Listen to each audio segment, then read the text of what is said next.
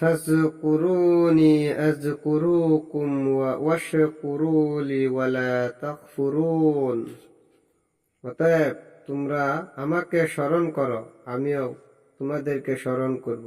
তোমরা আমার প্রতি কৃতজ্ঞতা হও আর কৃতজ্ঞ হও না, অর্থাৎ তোমরা আমার প্রশংসা করো, অপ্রশংসা করিও না। যে অবস্থায় থাকো না কেন আমার প্রশংসা করো, তুমি যে অবস্থায় থাকো না কেন আমাকে স্মরণ করিও, আমি তোমাকে স্মরণ করব।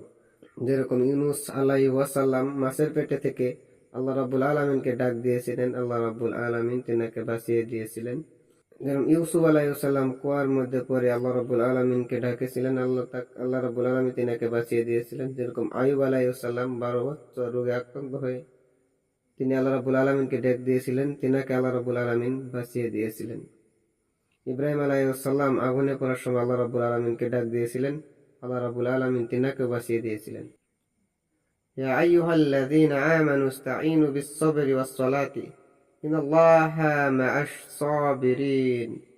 হে বিশ্বাসীগণ, তোমরা ধৈর্য ও নামাজের মাধ্যমে সাহায্য প্রার্থনা করো, নিশ্চয় আল্লাহ ধৈর্যশীলদের সঙ্গে রয়েছেন।